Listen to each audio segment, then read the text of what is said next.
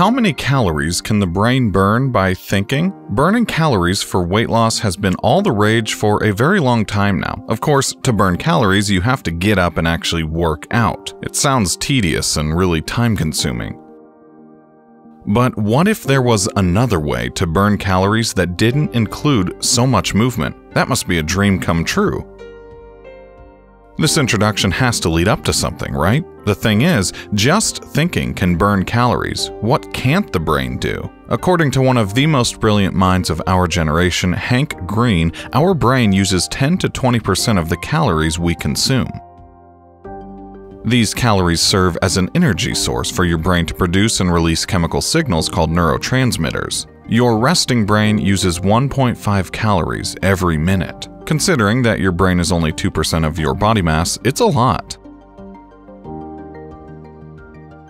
To produce the neurotransmitters which we mentioned earlier, neuron cells extract 75% glucose and 20% of the oxygen from the blood. That's a lot of percentages, but that's just to give an idea of just how much your brain needs. Your frontal lobe is where the thinking happens, which is why that bit needs more glucose.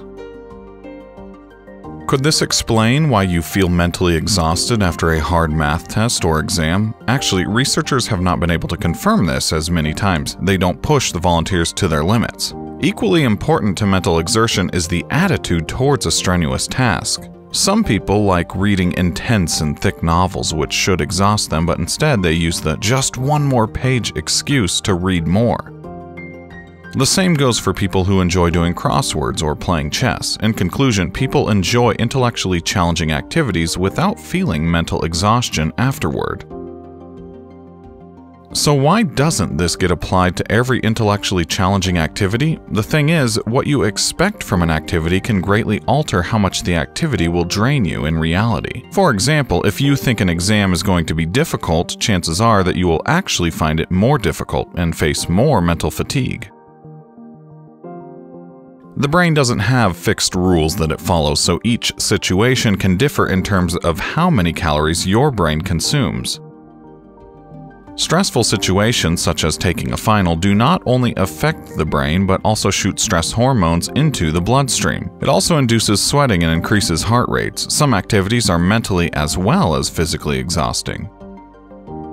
A small study consisting of 14 female Canadian college students showed that even mildly stressful intellectual activities could change one's emotional state. The students were asked to sit around while others were given a passage to summarize or a series of attentions and memory tests to do for 45 minutes. After these activities, they were given a buffet to feast on. Students who were asked to do tasks consumed around 200 more calories than students who were asked to relax. Their glucose levels also fluctuated more compared to those who just sat around. Another thing that was higher in hardworking students was the level of the stress hormone cortisol, and so were their heart rates, blood pressure, and self-reported anxiety. So it could be concluded that their brains didn't use more fuel, but rather they were actually stress eating. So, does thinking burn calories? Yes, it does, but the brain can also trigger changes in the body to use up more calories depending on the type of situation you're in. Your brain burning calories are not the same as exercising, as your brain needs fuel to keep your bodily functions such as breathing and digestion working properly. We hope that you are learning something new every day from our videos. If you'd like to know about a specific topic, inbox us, email us, or comment down below.